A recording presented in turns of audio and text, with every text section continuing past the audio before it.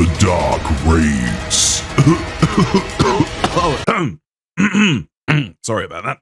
A raid on a dark fortress ran for a few weeks and basically said, what if forts, but spookier? You fought spectral cannon fodder, faced off against the phantom jailer, and then left wondering if you just hallucinated the entire Dark Brethren subplot because lore! There, that's it. Technically. So here's the thing. When Dark Raids were first teased, a lot of us thought, oh snap, the Dark Brethren are back. We're going to get a major lore drop. Right? Wrong. Instead, what we got was, some ghost graffiti and vague threats scribbled on some spectral post-it notes, a couple of dusty journals that basically say, hey, we're still evil, promise. It's like they walked into a sea fort, left their group chat open on the desk, and then dipped. Apparently, they've been recruiting phantoms with the bold promise of stick with us, and we'll bring you back to life. Which sounds great, until you remember that the Dark Brethren's whole thing is being shady, cryptic, and deeply unreliable, so if you're a ghost, maybe read the fine print first. Even though they're not ghosts, they're phantoms, they weren't alive to begin with, but let's not go into that. It was a whole lot of build-up for what ended up being a ghost-themed Twitter outreach campaign, and the fact that you got zero cosmetics for your trouble,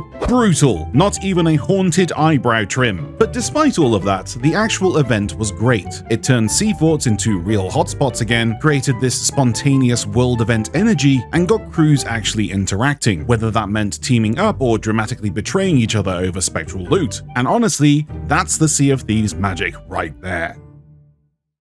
Now let's talk about Mega Stashes, which should be live at the time this video goes up. Regular skeleton forts got a makeover, and now there's a chance they'll vomit treasure like they forgot they're supposed to pace themselves. You could walk in expecting a couple of gold pouches and instead find enough Athena loot to cause a server-wide identity crisis. For people who haven't noticed, this is the reason why peering down into the vault is impossible now, because they've put a big black blanket down there. And the reward for taking part in this chaotic gamble? A mustache! Not just any mustache. This thing is a work of art, a sculpture, a follicular masterpiece. It's the kind of mustache that makes other pirates salute you when you enter the tavern. It's so glorious! You'll want to shave your real face just to make room for it. This is, without a doubt, the single most majestic facial accessory ever introduced in the game. Honestly, Rare could have just called this update the Tash Fort and no one would have questioned it. But here's the tragedy. Both of these events are temporary. Just when we get used to the joy of exploding forts full of loot or being chased by ghost armadas, Rare rips it away like a cursed trinket at the bottom of the ocean. Now sure, we get it. Letting players do these all the time would turn the economy into a loot-based apocalypse. Pirate inflation would hit the roof, even though it has already, but that's not the point. But maybe there's a middle ground. What if Dark Raids or Mega Stashes became weekly events? A rotating calendar of chaos. Let us have Dark Raid Wednesdays, Mega Stash Mondays, Mustache Month. Give us something. Oh, and trust me, this isn't sarcasm, for once. I'm not exaggerating when I say Dark Raids and Mega Stashes are two of the most fun, chaotic, adrenaline-fueled things Rare has added to Sea of Thieves since Season 1. This is the exact kind of spicy, risky, high-reward content the game thrives on. That's risk it all and survive or die trying energy. That's peak Sea of Thieves. That's the core of what makes this game magic. You see a fort lighting up, you sail in, and suddenly it's chaos with ghost ships, rival crews, and dreams of a hold full of ancient treasures. So why, Rare, why do you keep dropping absolute gems like this for 2 or 3 days before yeeting them out of the content vault, never to be seen again? Have we learned nothing from the time-limited adventures? Remember how players actually wanted to engage in those? But if you blinked during a weekend, you missed an entire chunk of story forever. Same deal here. You created some of the most thrilling, dynamic, emergent gameplay that the seas have seen in years, and then you gave it the same life expectancy as a rowboat in a kraken fight. It's baffling. Absolutely baffling. You've already proven that these time-limited mechanics generate hype. People talk about them. Social media pops off, and the seas are alive again. And then, gone. Buried. No recurring schedule. Just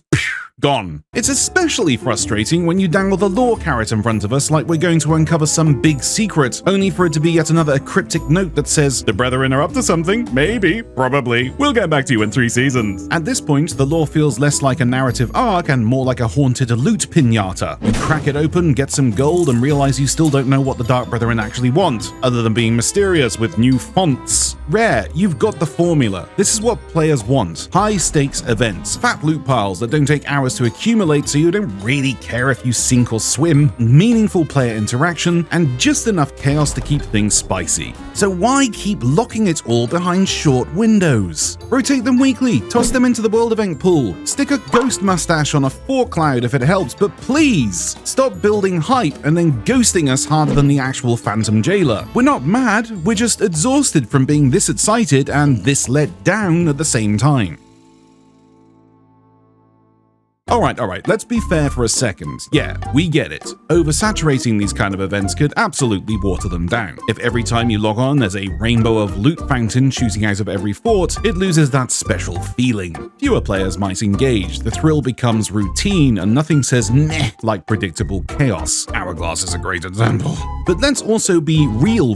Dark raids and mega stashes aren't brand new gameplay systems, they're smart little remix jobs. Changes to the loot pools, encounter types, and spawn mechanics. They didn't reinvent the ship wheel, they just gave it a fresh coat of paint and made it shoot ghost cannons. There's so much they could do with this kind of thinking. I don't know, stick cakes in all world events and make people do cake stacks. For just one day only, once a week, all Hourglass dives have you emerge on a rowboat. I know, completely daft, but imagine the hilarity. Even just small tweaks to the things that we do in this game could go a long way. What if we could see which forts are mega stash active on the map? What if world events dropped faction-specific loot more often, and their cloud gave an indication to which faction they represent? What if we just got to keep the good stuff around for longer? It doesn't need to be all or nothing rare, it can be some, but consistently interesting. And look, if all else fails, slap another mustache on a cannon and call it a day. We're fine with that. Anyway, if this rant hits you right in the pirate heart, hit the like button, consider subscribing, and comment below with your dream cursed world event. Or don't, I'll just be over here writing more post-it notes for the Dark Brother-in-law.